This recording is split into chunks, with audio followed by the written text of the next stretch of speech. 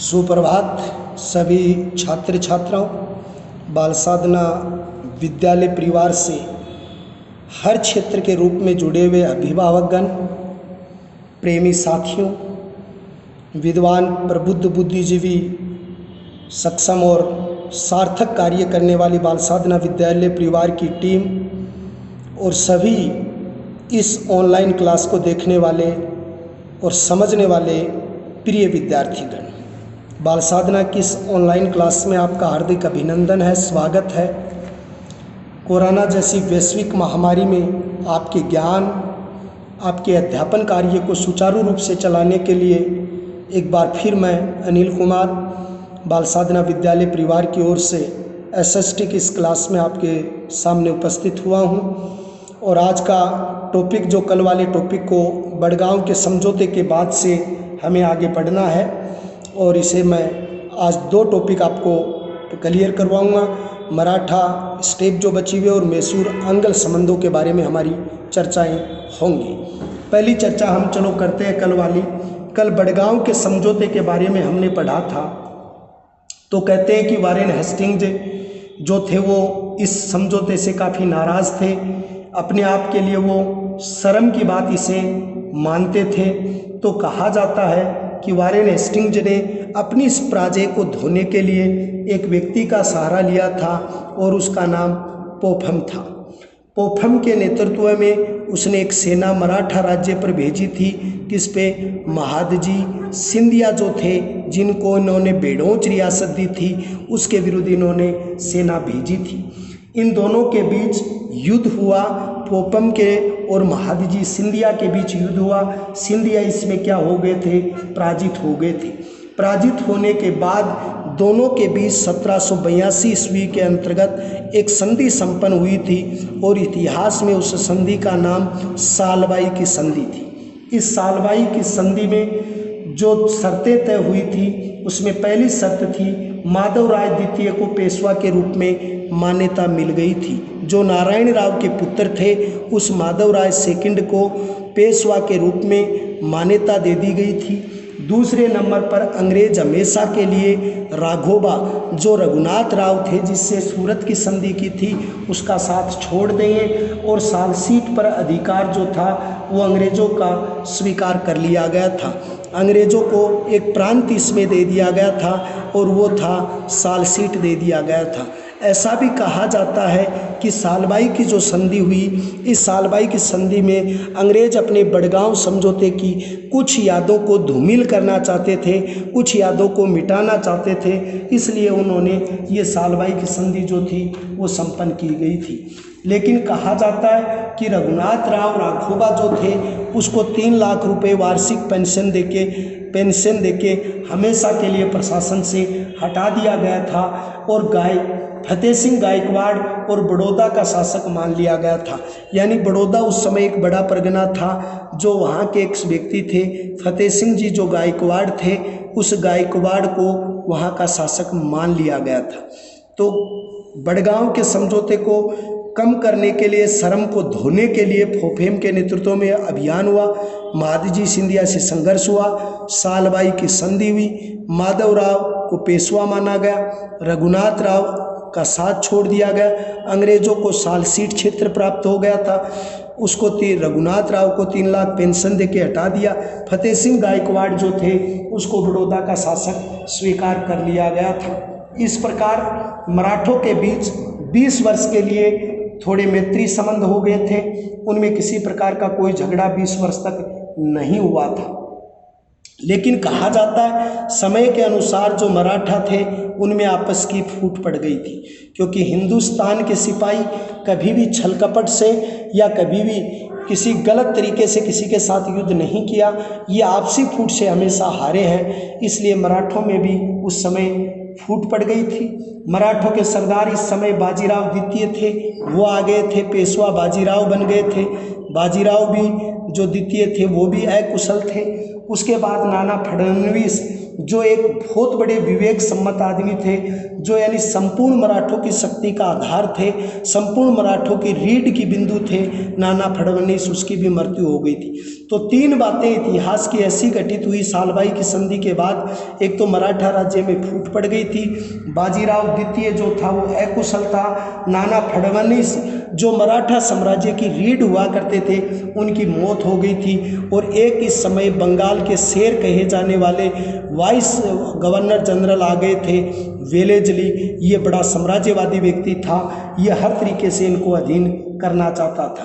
तो कहा जाता है कि लॉर्ड वेलेजली ने अंगल मराठा आक्रमण के उद्देश्य से नीति अपनाई, लेकिन युद्ध से पहले दोनों के बीच एक संधि हुई और उस संधि को कहते हैं बेसिन की संधि। ये बेसिन की संधि कब हुई थी? 31 दिसंबर सन 1802 ईस्वी को बेसिन की संधि हुई थी। बेसिन की संधि में क्या बात तय हुई थी? पहली तय ये हुई थी कि जो अंग्रेजी सेना है वो यानी पूना के दरबार में रहेगी। पहली शर्त ये थी कि पूना दरबार जो मराठों का सबसे बड़ा दरबार था, उस पूना दरबार में एक सेना रहेगी, और वो कौन सी सेना होगी? अंग्रेजी सेना होगी। उसका जितना भी खर्चा होगा, जितनी लागत होगी, जितनी तनख्वाह होगी, जितने खर्चे होंगे, वो कौन देगा? पूना दरबार देगा या मराठे देंगे। दूसरी बात यह है कि पेशवा अंग्रेजों के बिना किसी से न तो समझौता करेगा न संधि करेगा। यानी पेशवा का मतलब जो मराठा है वो मराठा आज के बाद, इस बेसिन की संधि के बाद 31 दिसंबर 1802 ईस्वी के बाद न किसी से कोई संधि करेंगे, न किसी से कोई समझौता करेंगे, न किसी से व्यापारिक ताल्लुकात रखेंगे। ये बात उसके अंतर्गत कही गई थी। पेशवा का जो एक सबसे बड़ा क्षेत्र था सूरत, ये व्यापारिक क्षेत्र था, ये सूरत उन्होंने किसको सौंप दिया? अंग्रेजों को सौंप दिया। और कहा जाता है कि अगर भविष्य के अंतर्गत कोई भी विवाद अगर होता है, कोई पड़ोसी राज्य उस पर अटैक करता है, तो उसकी सहायता कौन करेंगे? यानी कि अंग्रेज उसकी सहायता करेंगे। ये बात उसके द्वारा कहा जाता है। लेकिन एक बात कही जाती है कि बेसिन की संधि में मराठे अपना सब कुछ हार गए थे। क्यों हार गए थे? क्यों? क्योंकि पूना दरबार में सेना रख ली, उसका खर्चा वो ही देंगे। पेशवा जो है उनकी अनुमति के बिना कुछ नहीं करेंगे। सूरत अंग्रेजों को सौंप दिया गया। तो इतिहासकार ऐसा मानते हैं कि ये बेसिन की संधि थी, इसमें मराठों ने अपने जीवन चरित्र की सब कुछ हार गए थे या सब कुछ अपना दांव पर लगा बैठे थे। तो इस बेसिन की संधि में उनका बहुत ही ज़्यादा क्या हुआ था? नुकसान हुआ था।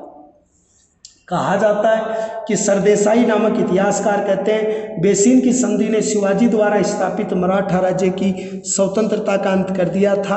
एक प्रसिद्ध विद्वान रहे हैं जिसका नाम सरदेसाई है, और सरदेसाई नामक प्रसिद्ध विद्वान कहते हैं कि जिस मराठा राज्य की स्थापना शिवाजी ने बड़ी कुशलता के साथ की थी, बहुत अच्छे राज्य के रूप में स्थापित किया था, एक संगठित राजवंश के रूप में, उस राज्य का अंत कौन सी संधि से हो गया था? बेसिन की जो संधि है, उस बेसिन की संधि में उस शक्तिशाली राज्य का क्या हो गया था? अंत हो गया। उस शक्तिशाली राज्य का अंत कर दिया गया था। लेकिन ऐसा कहा जाता है कि धीरे धीरे अन्य किसी कारणों से भी मराठा पीछे हटते चले गए। मराठों के बीच के अंतर्गत फिर एक बार संघर्ष हुआ। 1830 में अरगांव का युद्ध हुआ, और अरगांव के युद्ध के बाद देवगांव की संधि हुई थी। यानी मराठों के बीच में अगला युद्ध हुआ 1803 में, और इसको कहते हैं अरगांव का युद्ध। और अरगांव के युद्ध में एक बार फिर कौन हार गए? मराठे हार गए। और मराठों ने फिर कौन सी संधि की थी? देवगांव की संधि की। और देवगांव की संधि में वो कुछ और रियासतें थी वो भी उनके हाथ से चली गई। इस प्रकार अगर देखा जाए तो मराठों ने अपने अंग्रेजी सत्ता जो थी उसने मराठा शक्ति के विस्तार में अपनी महत्वपूर्ण व्यवस्थाओं को विकसित कर लिया था। लेकिन ऐसा क्या कारण थे कि मराठे हार गए थे? क्योंकि मराठों की हार के कई कारण थे। पहला कारण तो यह था कि आपसी फूट थी। नाना फडणवीस जैसे योग्य व्यक्ति नहीं रहे। अंग्रेजों की धूर्त और चालबाजी नीतियां थी। वेलेजली की जो थी सहायक संधि प्रथा जो थी उसमें भारतीय नरेशों को उलझाने की जो उनकी तरकीब थी ये थी। तो कई चीज़ें ऐसी थी जिन चीज़ों के कारण यानी कि एक शक्तिशाली राष्ट्र के रूप में उभरने वाली मराठावाद राज जाति जो थी वो क्या हो गई? पतन की ओर चली गई। इसके बाद में जो अगला बिंदु आता है वो अंगल मैसूर आता है। देखो मैसूर जो है 1972 तक ये मैसूर था, ये कर्नाटक था, इसको मैसूर कहा जाता था। 1972 में इसका नाम बदलकर कर्नाटक किया गया। तो मैसूर के उत्थान में दो शासकों का महत्वपूर्ण योगदान रहा है। एक तो मैसूर के उत्थान में सबसे प्रसिद्ध शासक रहे हैं जिसका नाम क्या है, हैदर अली, और दूसरे शासक जो रहे हैं उसका नाम क्या, टीपू सुल्तान था। तो एक तो हैदर अली हैं और दूसरे कौन है, टीपू सुल्तान है, जिन्होंने मैसूर की शक्ति को विकसित किया है और सर्वश्रेष्ठ किया है। कहा जाता है कि जो हैदर अली थे वो बूंदी कोट के फतेह मोहम्मद के पुत्र थे, यानी कि कौन थे, बूंदी कोट एक जगह है और उस बूंदी कोट के कौन थे, फतेह मोहम्मद थे। उस फतेह मोहम्मद के पुत्र थे कौन, हैदर अली थे। और ये हैदर अली थे, ये जो समय जो मैसूर के राजा कृष्णराज थे वो नाममात्र के राजा थे, उसके दो मंत्री थे देवराज और नंदराज के हाथों में थी। तो उससे सत्ता किसने छीन ली थी, हैदर अली ने छीन ली थी। दोबारा देखिए, अंगल और मैसूर संबंधों में आप जो पढ़ रहे हैं वो मैसूर पढ़ रहे हैं। मैसूर में दो राजाओं का देन आप शक्तिशाली पढ़ेंगे, हैदर अली और टीपू सुल्तान। हैदर अली बूंदी कोट फतेह मोहम्मद के क्या थे, पुत्र थे। किसके पुत्र थे, फतेह मोहम्मद के। ये सबसे पहले कहाँ, डिडूगढ़ जो क्षेत्र है या आप ये कह सकते हैं डिडीगल के फौजदार बने, क्या बने, फौजदार नियुक्त हुए थे। उस समय डिडीगढ़ जो आता था वो किसके अधीन था, मैसूर के अधीन था। मैसूर का राजा उस समय कौन था, कृष्णराज था, लेकिन ये योग्य नहीं था, केवल नाममात्र का राजा था। योग्य या इसमें अच्छी योग्यता, प्रशासनिक योग्यता नहीं थी। इसलिए इस कृष्णराज के दो मंत्री थे, एक का नाम था नंदराज और दूसरे मंत्री का नाम था देवराज। ये दोनों मंत्री ही क्या चलाते थे, शासन चलाते थे। अब ये जो नंदराज था उसको हराकर 1761 में यहाँ मैसूर का प्रशासक बन गया था कौन, हैदर अली यहाँ पर मैसूर का प्रशासक बन गया था, या मैसूर का शक्तिशाली शासक था वो कौन बन गया था, हैदर अली जो था वो यहाँ के प्रशासनिक शक्तियों को अपने हाथ में ले लिया था। लेकिन हैदर अली या मैसूर रियासत थी, उस मैसूर और अंग्रेजों के संबंध खराब क्यों हुए थे, इन दोनों के रिश्तों में खराब क्या था, क्योंकि मैसूर का हैदर अली था उसकी मित्रता किससे थी, फ्रांसीसियों से मित्रता थी। और फ्रांसीसी प्रतिद्वंदी थे किसके, अंग्रेजों के। और प्रतिद्वंदी का प्रमुख आधार क्या था, व्यापार था। फ्रांसीसी भी व्यापारी थे और अंग्रेज भी व्यापारी थे, ये दोनों आपस में क्या थे, प्रतिद्वंदी थे। और फ्रांसीसियों की मित्रता किससे थी, मैसूर से, यानी फ्रांसीसियों की क्या थी, मित्रता थी। दूसरी बात यह है, जो कर्नाटक के नवाब जो थे अंग्रेजों के मित्र थे, उससे हैदर अली की क्या थी, शत्रुता थी। उस समय कर्नाटक के नवाब थे और वो नवाब जो थे वो किसके शत्रु थे, वो शत्रु थे हैदर अली के। किसके शत्रु थे, हैदर अली के शत्रु थे। लेकिन हैदर अली के शत्रु कर्नाटक के नवाब हैं, वो हैदर अली के शत्रु हैं, लेकिन कर्नाटक का नवाब मित्र किसका है, अंग्रेजों का मित्र था। इन कई बातों से लेकर यानी हैदर अली के विरुद्ध एक त्रिगुट संगठन बना था, जो बना था, और वो संगठन किस किस का बना, एक तो बना अंग्रेजों का, दूसरा त्रिगुट में शामिल हुए मराठे, और तीसरे यानी कि त्रिगुट में शामिल हो गए थे निजाम। इन तीनों ने एक संगठन बनाया, अंग्रेजों ने, मराठों ने और निजाम ने, इन तीनों ने संगठन बनाया किसके विरुद्ध, हैदर अली के विरुद्ध। अब हैदर अली ने सोचा कि अंग्रेजों को अगर हराया जाए तो उसकी एक ही तरकीब है, और वो तरकीब ये है कि इस त्रिगुट को तोड़ा जाए। उस त्रिगुट को तोड़ने के लिए हैदर अली ने पहला पासा आजमाया किस पर, मराठों पर, और मराठों को 35 लाख रुपए दिए और कहा कि आप युद्ध में, अगर हमारा और अंग्रेजों का युद्ध होता है तो आप उसमें भाग नहीं लेंगे। अंग्रेज इस बात से क्या हो गए, संतुष्ट हो गए, वो मराठे संतुष्ट हो गए, तो उसको त्रिगुट से क्या कर दिया, अलग कर दिया। अब हैदर अली जो है उन्होंने क्या किया, पहली बार ब्रिटिश प्रभाव वाला जो क्षेत्र था तो उसमें 35 लाख रुपए देकर मराठों को ला कर लिया। फिर निजाम से हैदर अली ने क्या कर ली, मित्रता कर ली कि भाई हम एक साथ जो है वो करेंगे, कुछ प्रशासनिक प्रदेश जीतेंगे तो आपको दे देंगे। तो हैदर अली ने दो कूटनीतिक चाल चली, मराठों को 35 लाख रुपए का लालच देके अलग कर दिया, निजाम को कहा कि जो भी प्रदेश जीतेंगे बांट लेंगे, उसको प्रादेशिक लाभ दे दिया। ये दोनों लाभ देके उसने अंग्रेजों के विरुद्ध क्या कर दी, युद्ध की घोषणा कर दी, और हैदर अली के बीच और अंग्रेजों के बीच में युद्ध हुआ। और इस युद्ध के अंतर्गत कोई निर्णायक आदेश नहीं निकल पाया था और इन दोनों के बीच में फिर हैदर अली एक औपचारिक हार हुई और उसमें एक संधि करनी पड़ी थी, मद्रास की संधि। मद्रास की संधि जो हुई थी वो 4 अप्रैल सन 1769 ईस्वी को हुई थी। किसके बीच?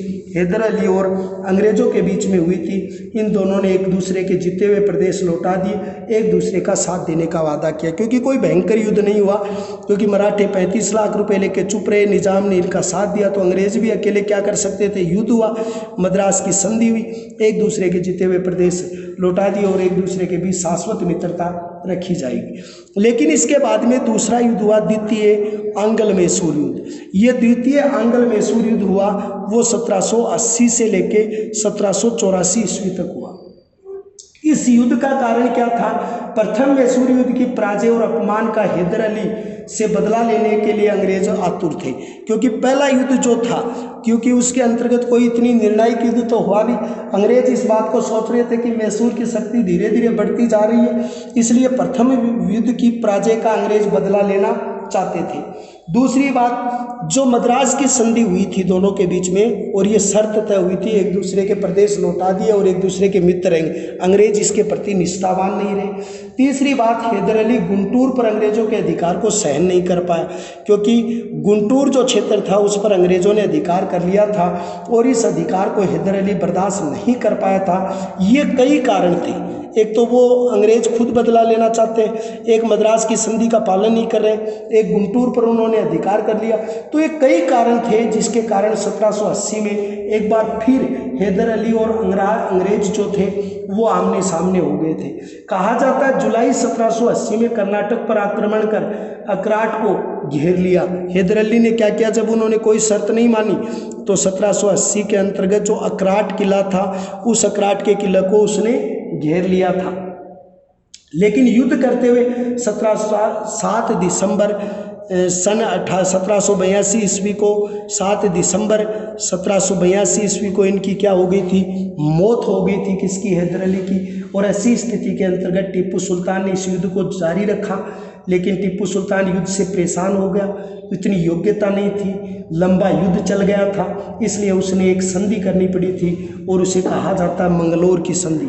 मंगलोर की संधि हुई 11 मार्च सन 1784 ईस्वी को हुई थी। किसके बीच? टीपू व अंग्रेज़ों के बीच हुई थी। और टीपू और अंग्रेज़ों के बीच ये संधि जो मंगलोर की हुई, उस मंगलोर की संधि में कुछ शर्तें तय हुई। इसके एक दूसरे के जीते हुए प्रदेश वापस लौटा दिए। टीपू ने जितने अंग्रेज़ों को बंदी बना था उनको वापस छोड़ दिया था। इस प्रकार दोनों के बीच एक बार फिर मैत्री संबंध स्थापित हो गए नॉर्मल। लेकिन द्वितीय विश्व युद्ध में, द्वितीय जो युद्ध था, विश्व नहीं द्वितीय युद्ध था आंग्ल मैसूर युद्ध, इसमें भी कोई सटीक निर्णय नहीं निकल पाया कि भाई इसमें दोनों के बीच। अब अंग्रेज भी इस चीज़ से परेशान है कि हम कैसे भी टीपू सुल्तान को हराएं, और वो भी परेशान है। अब क्या हुआ कि दोनों के बीच 1790 में एक बार फिर मनमुटाव शुरू हो गया, और 1790 से 92 के बीच जो मनमुटाव शुरू हुआ, उस मनमुटाव का कारण क्या था? टीपू मालाबार की सुरक्षा हेतु कोच्चि में स्थित जो कंगनूर और आईकोट को खरीदना चाहता था। यानी मालाबार एक तट है और मालाबार तट कहाँ है? केरल के अंतर्गत है। और टीपू ये चाहता था कि इस मालाबार तट की सुरक्षा करनी जरूरी है, तो मालाबार की तट की सुरक्षा के लिए टीपू क्या करना चाहता था, यानी क्रंगनूर नामक एक टापू था और आईकोट था, ये आईकोट खरीदना चाहता था। टीपू ये सोच रहा था कि कांगनूर और आईकोट अगर ये दोनों मुझे मिल जाते हैं तो मेरा मालाबार तट है वो सुरक्षित हो जाएगा, तो टीपू सुल्तान उसको खरीदना चाहता था। लेकिन ट्रावनकोर के राजा ने इसे खरीद कर टीपू को नाराज कर दिया। अब टीपू तो इन्हें खरीदना चाह रहा है, सोच रहा है, विचार कर रहा है, लेकिन ट्रावनकोर के राजा थे, उस ट्रावनकोर के राजा ने उसे पहले ही खरीद लिया, तो टीपू सुल्तान उससे क्या हो गया? नाराज हो गया। कहा जाता है टीपू सुल्तान की इस बात को लेकर दोनों के बीच अनबन हुई, झगड़ा हुआ। तो उस दोनों के बीच जब युद्ध हुआ तो अंग्रेजों ने ट्रावनकोर का पक्ष लिया और एक बार फिर युद्ध विराम हुआ और 23 फरवरी को एक बार फिर संधि हुई, और इसे इतिहास में कहते हैं श्री रंगपट्टरम की संधि कहते हैं। श्री रंगपट्टरम की संधि के नाम से जाना गया, इसमें संधि कर दी गई। इसके अंतर्गत क्या हुआ कि मैसूर का लगभग आधा भाग जो था, वो यानी मैसूर और उसके समर्थकों को मिल गया। यानी इस संधि के अनुसार मैसूर का लगभग आधा भाग था वो यानी कि इससे मैसूर के समर्थकों को या विरोधियों को मिल गया।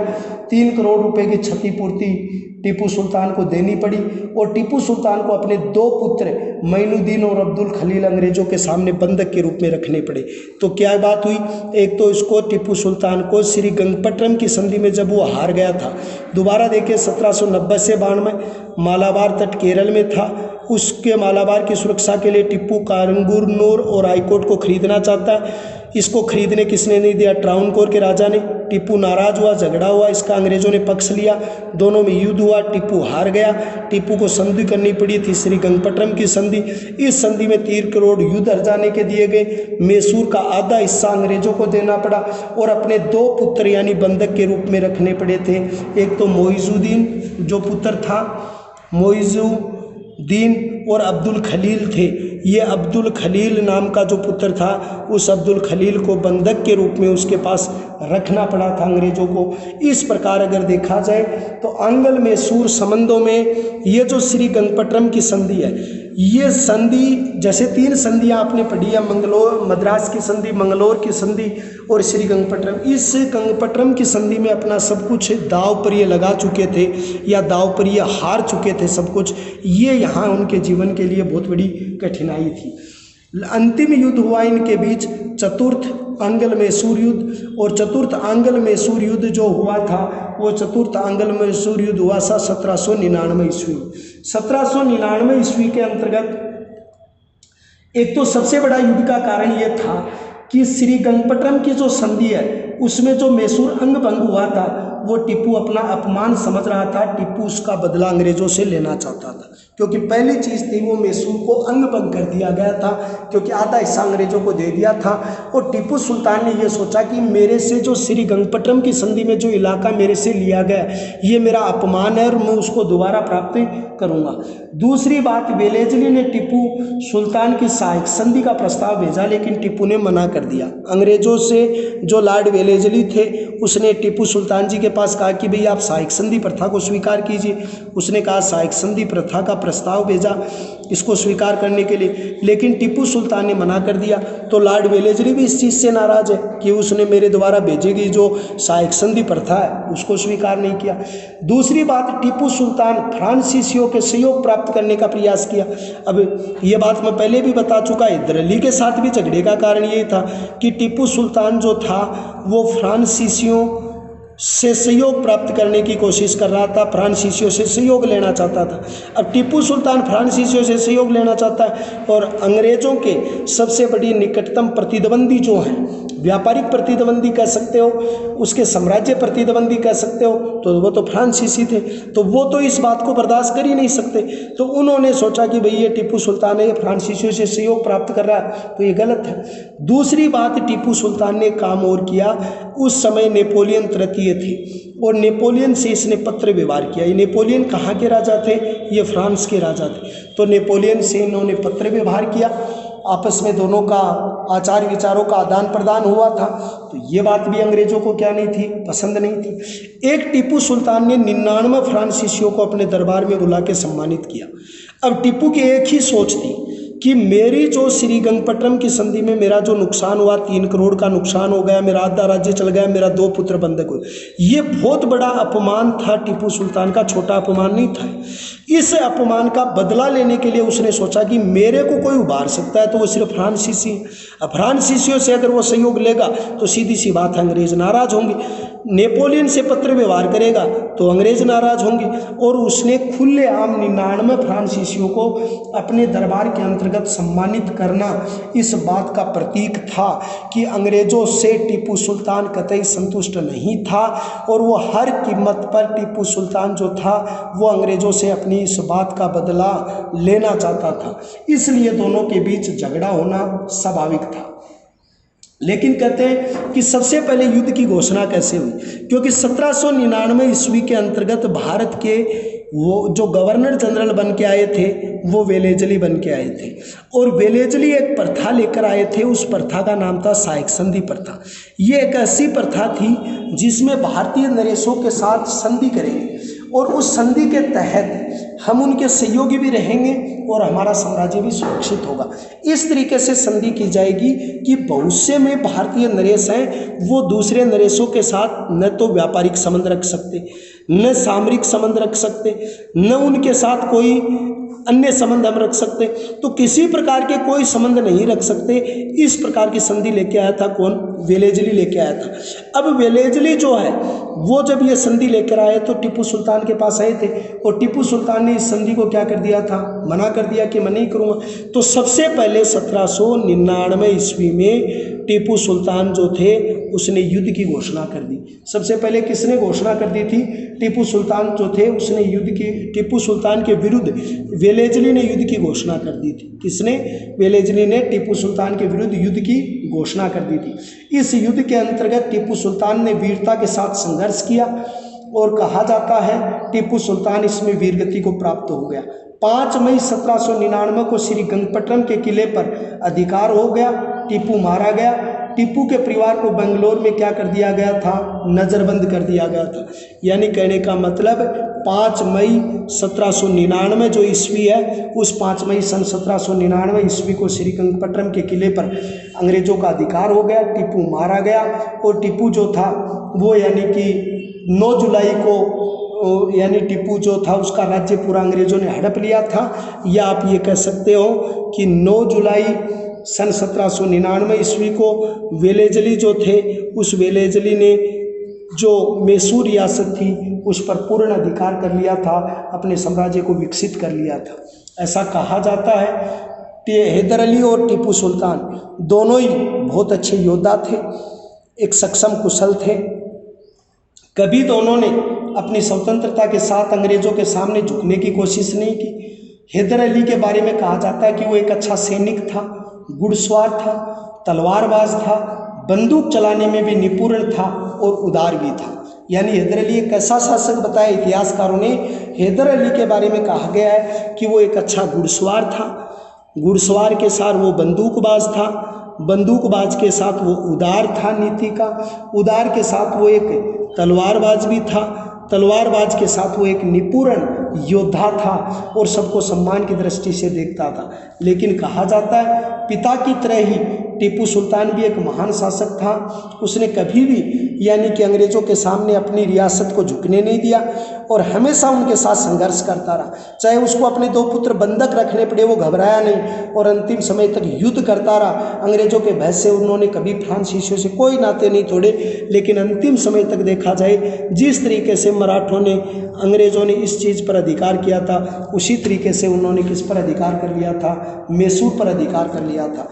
तो मैसूर की 3-4 चीज़ें हमारे पास आती हैं। हमारे पास पहली चीज़ आती है कि जैसे हैदर अली है, फिर कृष्णराज है, फिर नंदराज और देवराज है, फिर मैसूर में मद्रास की संधि है, फिर दूसरा युद्ध है, फिर मंगलोर की संधि है, फिर तीसरा युद्ध है, फिर तीसरे युद्ध के बाद में श्री गंगपट्टनम की संधि है और फिर चौथा युद्ध होता है, उसमें टीपू सुल्तान वीर गति को प्राप्त होते हैं। इसमें 2-3 क्वेश्चन आपके वैसे बनते हैं, जैसे आपको एक तो संधि पूछ सकता है, एक आपको मैसूर के राजा हैदर अली पूछ सकता है, नंदराज देवराज पूछ सकता है। ऐसे कई क्वेश्चन आपसे इस कंपटीशन के एग्जामों में पूछे जा सकते हैं, तो आप इसे बहुत बेहतर तरीके से आप इसको कर सकते हो। तो आपके ये टॉपिक आज का पूरा हुआ, मैसूर आंग्ल संबंध और थोड़ा सा मराठा के बारे में। मेरे सभी प्रिय विद्यार्थियों को मैं जहाँ तक सोचता हूँ ये क्लास बहुत समझ में आई है। ध्यान से जैसे मैंने लिखा है, समझा है, उसको समझोगे, PDF को पढ़ोगे तो बहुत बेहतर समझ में आएगा। और आगामी क्लास में एक बार हम फिर मिलेंगे। तब तक के लिए आप सभी की ओर सकुशलता की कामना करते हैं और आपकी बुद्धि बहुत तीव्र हो और अच्छे ज्ञान की ओर आप बढ़ें। जय हिंद, जय भारत।